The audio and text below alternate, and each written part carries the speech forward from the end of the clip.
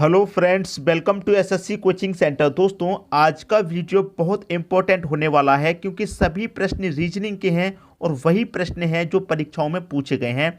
इन प्रश्नों को करने का क्या तरीका होता है आज आप सीख जाएंगे, तो वीडियो को अंत तक देखना जरूरी है ताकि इन प्रश्नों को कैसे किया जाता है वो आप सीख पाएँ। तो चलिए स्टार्ट करते हैं। पहला प्रश्न है, यदि आर से अभिप्राय है डिवाइड का साइन, क्यू से अभिप्राय है मल्टीप्लाई का साइन, पी से अभिप्राय है प्लस हो, तो ये समीकरण दे रखा है, ये कितने के बराबर होगा। ये समीकरण कितने के बराबर होगा ये आपको बता देना है। क्लियर है? बहुत ही अच्छा प्रश्न है। देखिए दोस्तों, यहाँ पर मुझे दिया गया है 1, मैं 1 ले लूँगा। 1 के बाद में दिया गया 8, मैं 8 ले लूँगा।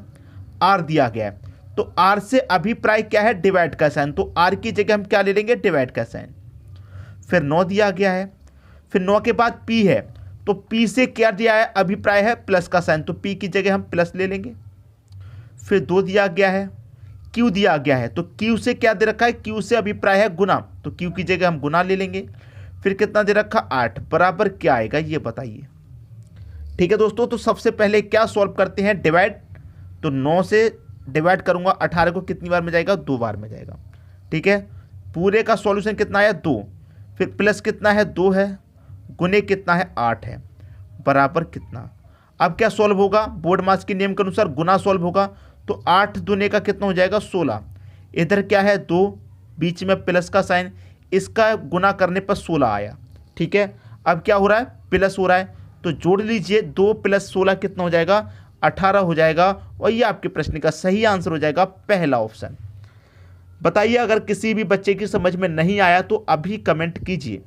ठीक है, क्लियर है दोस्तों? प्रश्न उम्मीद करूंगा कि सभी को बहुत अच्छे से आ गया होगा, किसी भी व्यक्ति को प्रश्न में कोई समस्या नहीं होने वाली। तो इस तरीके के प्रश्नों को कैसे सॉल्व किया जाता है ये आ गया। अब इसके बाद में जो अगला प्रश्न है वो बहुत ही ज़्यादा इंपॉर्टेंट होने वाला है। ठीक है, अब देखते हैं अगला प्रश्न। अगला प्रश्न है, निम्नलिखित चिन्हों में से कौन से चिन्हों को आपस में बदल दिया जाए जिससे समीकरण सही हो जाए। देखिए, समीकरण यहां पर दिया गया है, आपको समीकरण ये दिया गया है, कह रहा है कि कौन से चिन्हों को आपस में बदल दिया जाए। देखिए, प्लस का चिन्ह है, डिवाइड का चिन्ह है, माइनस का चिन्ह है, गुना का। कौन से चिन्ह ऐसे हैं जिनको हम आपस में बदलेंगे तो उसके बाद क्या हो जाएगा? समीकरण हमारा सही हो जाएगा। अभी ये समीकरण हमारा गलत है। ठीक है, तो नहीं पता किसको बदलना है। पहला ऑप्शन है डिवाइड और गुना को बदलिए, दूसरा ऑप्शन है प्लस और गुना को बदलिए, तीसरा ऑप्शन है प्लस और डिवाइड को बदलना, चौथा ऑप्शन है प्लस और माइनस को बदलना। तो इसको करने का सबसे सरल तरीका बता रहा हूं, सबसे सही, जो आपका 99.9% सही होता है। 99.9% सही वाला तरीका मैं आपको बता रहा हूं। ठीक है, सबसे पहले आपको डिवाइड वाला ऑप्शन लेना है। तो पहला ऑप्शन ये है जिसमें डिवाइड है, दूसरा ऑप्शन सी है जिसमें डिवाइड है। ठीक है, 2 ऑप्शन है ऐसे। तो इन दोनों ऑप्शन में से एक ऑप्शन सबसे पहले वो लीजिए जिसमें शुरुआत में डिवाइड हो, सबसे फर्स्ट में डिवाइड हो। जैसे कि पहले ऑप्शन में सबसे पहले डिवाइड है, तो पहले वो ऑप्शन चेक करना है जिसमें पहले में डिवाइड दे रखा हो। ठीक है, तो अब समीकरण को हम हल करने की कोशिश करेंगे। 5 + 6, तो देखिए सबसे पहले हम क्या बदलेंगे? डिवाइड को यहाँ बदलेंगे। भाई देखिए, डिवाइड को बदलेंगे तो डिवाइड की जगह दोस्तों यहाँ क्या आ जाएगा? गुना आ जाएगा। ठीक है, डिवाइड की जगह क्या आ जाएगा? गुना, क्योंकि यहाँ पर गुना है डिवाइड के साथ में। फिर क्या है? 3, फिर है माइनस, फिर है 12। अब देखिए यहाँ पर गुना का साइन है। देखिए, डिवाइड और गुना एक साथ में, तो इसका मतलब क्या है? जहाँ पर डिवाइड था वहाँ गुना आ गया, और जहाँ गुना होगा वहाँ डिवाइड आ जाएगा। तो यहाँ गुना है तो इसका मतलब यहाँ पर डिवाइड आ जाएगा। 2 = 17 के होना चाहिए ये। ठीक है, समीकरण हमारा सही हो जाएगा। अब इसको हम जब सॉल्व करेंगे हमें आंसर मिल जाएगा। सबसे पहले दोस्तों क्या सॉल्व करते हैं? डिवाइड, तो मैं 2 से 12 को काटूंगा, 6 बार आएगा, तो इसका पूरे का सॉल्यूशन हमारा 6 हुआ। तो 5 + 6 गुने 3 माइनस का कितना? 6। अब डिवाइड के बाद में क्या सॉल्व करेंगे? गुना सॉल्व करेंगे, तो गुना करिए, 3 × 6 = 18 होता है। तो हमारे यहाँ कितना है? 5 प्लस के बाद में कितना आया इसका? 18। फिर क्या है? माइनस का 6 है। क्लियर है प्रश्न आपका? 5 और 18 को आप जोड़ेंगे कितना होता है? 23 होता है। 23 में से माइनस करेंगे 6। ठीक है भाई, देखिए ये आपका पूरा 17 के बराबर चल रहा है कि नहीं चल रहा? बराबर के कितना है? 17 है। यहाँ भी बराबर के 17 आएगा, बराबर के 17, तो ये पूरा 17 के बराबर आना चाहिए कि नहीं। अब 23 में से आप 6 घटाएंगे तो कितना आएगा 17, तो 17 आपका 17 के बराबर हुआ कि नहीं हुआ, समीकरण सही हुआ कि नहीं हुआ। तो मैंने आपको क्या बताया, 99.9% सही होता है। जिसके पहले शुरुआत में डिवाइड वाला ऑप्शन हो वही ऑप्शन चेक करिए आप। जहां डिवाइड होगा वहां गुना रख दीजिए और जहां गुना होगा डिवाइड रख दीजिए। उन्हीं चिन्हों को आपस में आपको बदलना है और आपका सही आंसर हो गया। इसका मतलब सही ऑप्शन पहला हो जाएगा। क्लियर है दोस्तों, सभी की समझ में यहां पर बात अच्छे से आ गई होगी। अब देखेंगे अगला प्रश्न। अगला प्रश्न है दोस्तों, ये सभी प्रश्न इंपॉर्टेंट चल रहे हैं, अच्छे से समझिएगा, ठीक है। यदि 4 + 2a3 = 6, 18 + 6a4 = 12 हो तो 24 + 3a7 का मान कितना होगा। देखिए हमको दे रखा है 4 + 2a = a3 = 6। ये पूरा हमारा 6 के बराबर हमको लाना है। तो कैसे ला सकते हैं, देखिए ये 4 है, अगर मैं 4 में जोड़ूंगा 2 तो 6 होगा, और फिर यहाँ पर a और 3 दे रखा है। तो इसको आपको कुछ समझ में नहीं आ रहा होगा, ये a दे रखा है इसका मतलब क्या है, नहीं समझ में आया ना, अभी आएगा। देखिए जहाँ आपको प्लस दे रखा है, अगर वहाँ पर आप डिवाइड ले लें, यहाँ पर 2 है, और जहाँ पर आपको a दे रखा है a की जगह आप गुना ले लें, और कितना है 3, ये बराबर कितने के आना चाहिए, 6 के आना चाहिए पूरा। तो आपने क्या किया, जहाँ पर प्लस है प्लस की जगह डिवाइड लिया और a की जगह गुना लिया, ठीक है।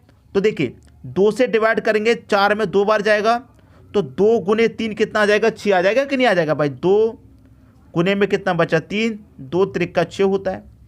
यहाँ प्लस की जगह डिवाइड लिया, यहाँ भी प्लस की जगह डिवाइड ले लो, a की जगह गुना लिया, यहाँ भी a की जगह गुना ले लो।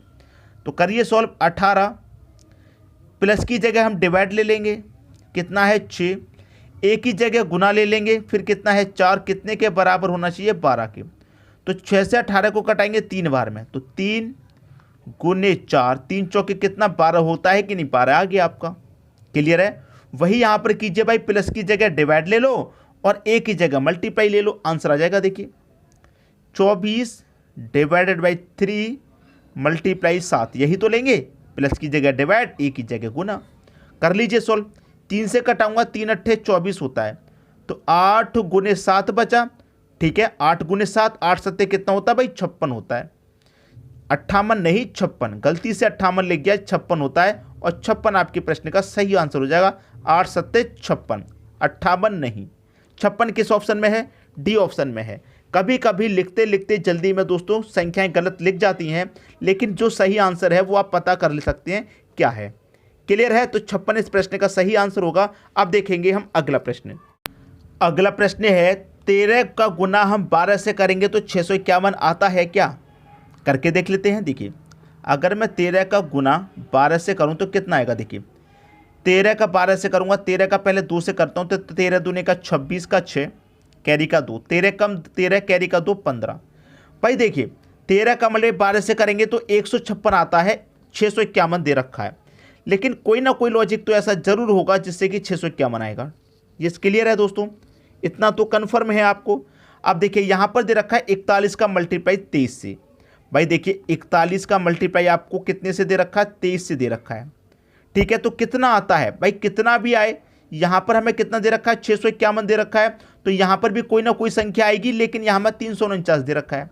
तो सबसे पहले लॉजिक यहाँ देखिए कितना है, देखिए 156 है ना, और यहाँ कितना दे रखा है, यहाँ दे रखा हमारा 651, जबकि गुना करने पर कितना आता है 156 और दिया गया है 651। तो क्या सिमिलरिटी है, देखिए फर्स्ट वाली संख्या लास्ट में लिखी गई, लास्ट वाली संख्या फर्स्ट में, और बीच वाली एज इट इज लिखी गई। उसी तरीके से यहाँ कितना दिया गया है 349, तो फर्स्ट वाली यहाँ लास्ट में है, तो ये फर्स्ट वाली लास्ट में लिखेंगे आप, ठीक है।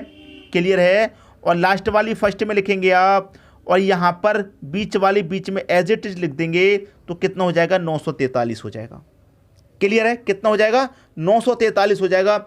इसका मतलब इनका मल्टीप्लाई करने पर संख्या कौन सी आएगी, 943 आएगी, और 943 को जब इस तरह पलटा जाएगा तो ये संख्या आपको मिल जाएगी।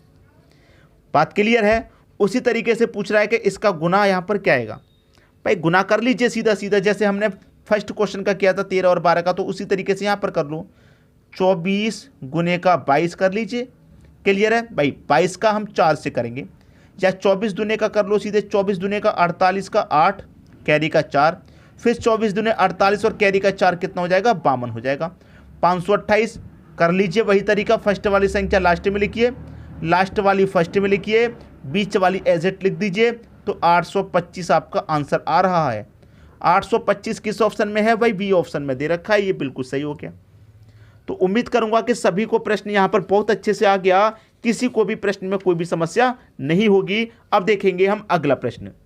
अगला प्रश्न है, एक आदमी 3 मीटर चलता है, फिर 4 मीटर ऊंचे पेड़ पर चढ़ जाता है, अपने मूल स्थान से वह कितनी दूरी पर है। देखिए, एक व्यक्ति मान लीजिए यहाँ पर है, यहाँ से वो कितना चलता है, 3 मीटर, वो 3 मीटर ये चल लिया, 3 मीटर चलता है और फिर 4 मीटर ऊंचे पेड़ पर चढ़ जाता है। भाई 3 मीटर चल के यहाँ आया, फिर 4 मीटर ऊंचे पेड़ पर चढ़ गया, कितना, 4 मीटर ऊंचे पेड़ पर वो चढ़ जाता है। तो अपने मूल स्थान से वह कितनी दूरी पर है। भाई मूल स्थान उसका कौन सा था, यहाँ पर था, यहाँ से वो कितनी दूरी पर है। अब वो कहाँ पर आ गया, यहाँ पर था, 3 मीटर चला, फिर 4 मीटर ऊंचे वृक्ष पर पहुंच गया। पूछ रहा है मूल स्थान से वह कितनी दूरी पर है। ये मत कह देना कि 3 मीटर ये और 4 मीटर ये 7 मीटर दूरी पर है, ऐसा नहीं है भाई। ये वाली दूरी पूछ रहा है, ये वाली दूरी कौन सी है। तो देखिए ये क्या है दोस्तों, आप जानते हैं ये वाला क्या होता है, आधार, और ये वाला क्या होता है दोस्तों, आपका लंब, और ये क्या होता है दोस्तों, आपका कर्ण होता है। तो आपके पास आधार दिया गया है, लंब दिया गया है, कर्ण नहीं दिया गया। और कर्ण निकालने का फॉर्मूला आप जानते हैं क्या होता है, रूट में आधार का स्क्वायर, ठीक है, आधार का स्क्वायर प्लस लंब का स्क्वायर होता है। ठीक है, निकाल लीजिए भाई। आधार आपका कितना है, 3, और 3 का स्क्वायर करेंगे 9, ठीक है, प्लस लंब कितना है आपका 4, और 4 का स्क्वायर करेंगे 16, और पूरे के ऊपर क्या लगा हुआ है, रूट लगा हुआ है। अब 9 और 16 कितना होता है, 25 होता है, रूट लगा हुआ है। और 25 का जब स्क्वायर रूट आप सॉल्व करेंगे तो कितना होता है भाई, 5 होता है। तो कर्ण आपका कितना निकल के आया है, कर्ण निकल के आया है 5 मीटर। तो वह मूल स्थान से कितनी दूरी पर है, 5 मीटर की दूरी पर है, जो कि पहले ऑप्शन में आपको दिया गया है। उम्मीद करूंगा कि सभी को प्रश्न अच्छे तरीके से समझ में आ गया होगा, किसी को भी प्रश्न में यहाँ कोई भी समस्या नहीं होगी। ठीक है दोस्तों, वीडियो देखने के लिए आपका बहुत बहुत धन्यवाद।